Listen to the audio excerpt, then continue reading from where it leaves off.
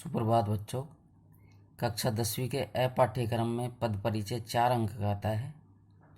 तो आज हम पद परिचय का अध्ययन करेंगे। सबसे पहले शब्द। वर्णों या अक्षरों के मेल से बने सार्थक समूह को शब्द कहते हैं। जैसे गीता, विद्यालय, काम, जाना, आना, खाना, पेड़, बस, घर। पद। जब शब्द का व्याकरण के नियमों में बांधकर सार्थक वाक्य में प्रयोग किया जाता है तब शब्द पद बन जाता है, अर्थात वाक्य का हर शब्द पद होता है।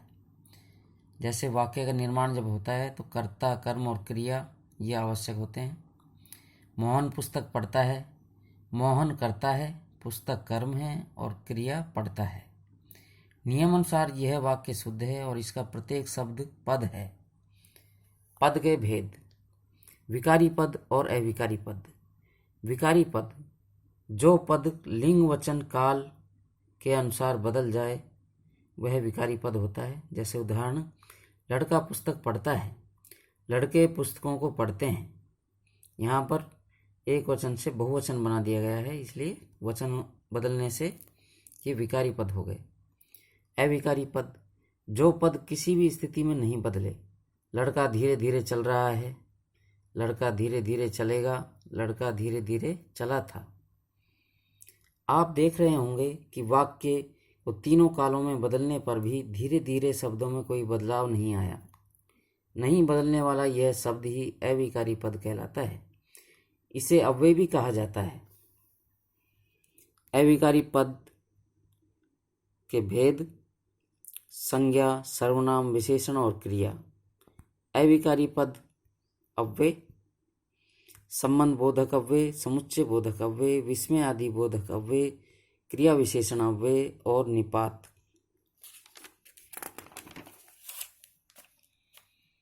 विकारी और अविकारी पदों के साथ साथ आपको लिंग, वचन, कारक और काल का ज्ञान भी होना चाहिए, तभी आप पद परिचय कर सकेंगे।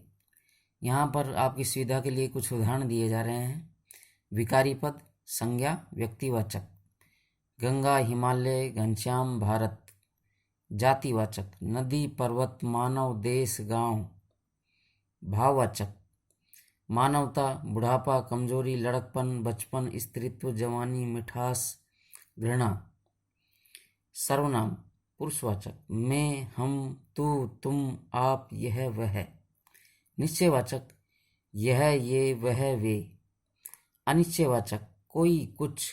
प्रश्नवाचक, कौन, क्या। निजवाचक, खुद, स्वयं, अपने आप। संबंधवाचक, जो वह, जिसकी, उसकी, जैसा वैसा, जिसे वही, जो सो। विशेषण। गुणवाचक, अच्छा, बुरा, सुंदर, कुरूप, गोरा, काला। संख्यावाचक, 3, 50, अनेक, हजारों। परिमाणवाचक, मीटर, लीटर, किलो, किलोमीटर। सार्वनामिक विशेषण, वह लड़का, वह मेरा।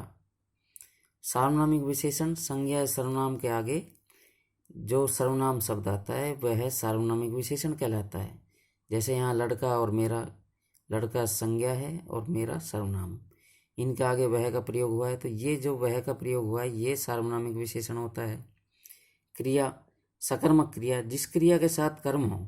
जैसे मोहन पुस्तक पढ़ता है तो पढ़ता है क्रिया है और उस क्या पढ़ता है, पुस्तक, तो पुस्तक कर्म हो गया, तो ये सकर्मक क्रिया कहलाएगी।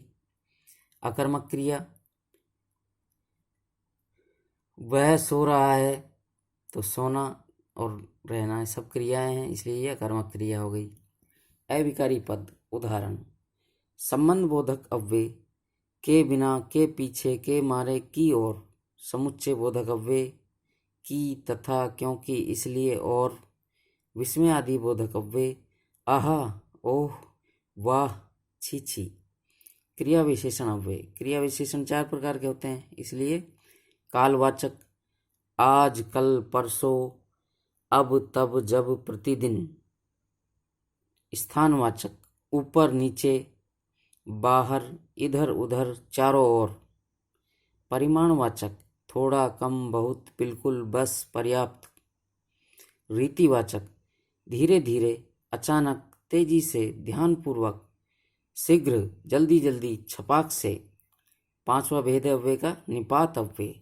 न, नहीं, मत, भी, तक, ही। ये 5 भेद हो गए अव्यय के। अन्य उदाहरण भी हो गए। अब देखते हैं हम पद परिचय के लिए आवश्यक संकेत। संज्ञा का पद परिचय करने के लिए संज्ञा के भेद, लिंग, वचन, कारक और क्रिया के साथ संबंध बताना होता है। सर्वनाम का पद परिचय देते समय सर्वनाम के भेद, लिंग, वचन, कारक, क्रिया के साथ संबंध। विशेषण, भेद, लिंग, वचन, विशेष से संज्ञा सर्वनाम शब्द, क्योंकि जिसकी विशेषता बताई जाती है उसे विशेष से कहते हैं, और संज्ञा सर्वनाम की विशेषता बताई जाती है इसलिए विशेष से होता है संज्ञा सर्वनाम। क्रिया, अकर्मक, सकर्मक, लिंग, वचन, काल, कर्ता और कर्म से संबंध। अव्यय, क्रिया विशेषण, उसके भेद और क्रिया के साथ संबंध। संबंध बोधक के भेद बताने हैं। विस्मय आदि बोधक और समुच्चय बोधक के भी भेद का नाम बताना है, कौन सा भेद है। पद परिचय के उदाहरण, काला घोड़ा तेज भागता है। काला गुणवाचक विशेषण, एक वचन पुल्लिंग, विशेष से घोड़ा। घोड़ा जातिवाचक संज्ञा, एक वचन पुल्लिंग, भागता क्रिया का करता है। तेज रीतिवाचक क्रिया विशेषण, भागता है क्रिया की विशेषता बता रहा है। भागता है अकर्मक क्रिया है, वर्तमान काल, एक वचन पुल्लिंग। शीत ऋतु में हिमालय का क्षेत्र बर्फ से ढक जाता है और जीवन अस्त व्यस्त हो जाता है।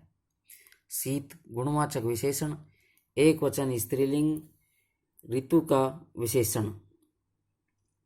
ऋतु में जातिवाचक संज्ञा, एक वचन स्त्रीलिंग में अधिकरण कारक। हिमालय का व्यक्तिवाचक संज्ञा, पुल्लिंग एक वचन संबंध कारक। क्षेत्र जातिवाचक संज्ञा, पुल्लिंग एक वचन कर्ता कारक। बर्फ से जातिवाचक संज्ञा, स्त्रीलिंग एक वचन से करण कारक। ढक जाता है अकर्मक क्रिया, एक वचन पुल्लिंग वर्तमान काल। और समुच्चय बोधक अव्यय, जीवन जातिवाचक संज्ञा, कर्ता कारक, एक वचन पुल्लिंग। अस्त व्यस्त रीतिवाचक क्रिया विशेषण, हो जाता है क्रिया का विशेषण। हो जाता है ये अकर्मक क्रिया है, पुल्लिंग एक वचन वर्तमान काल। राम पुस्तक पढ़ता है। राम व्यक्तिवाचक संज्ञा, एक वचन पुल्लिंग कर्ता कारक। पुस्तक जातिवाचक संज्ञा, एक वचन स्त्रीलिंग कर्म कारक। तो इस तरह से परिचय होता है। रेखांकित, जैसे शब्दों को रेखांकित किया गया है, तो इसी तरह से बोर्ड की परीक्षा में पूछा जाता है। और बच्चों इसका अभ्यास कीजिए अच्छे से। अभ्यास करने से ही हम और ज़्यादा निखरते हैं, हमारे अंदर निखार आता है। यदि हम अभ्यास करते रहेंगे तो और ज़्यादा निखार आएगा। तो आप विश्वास के साथ इसे सुनिए, अभ्यास करिए और मेरे वीडियो को लाइक ज़रूर करें।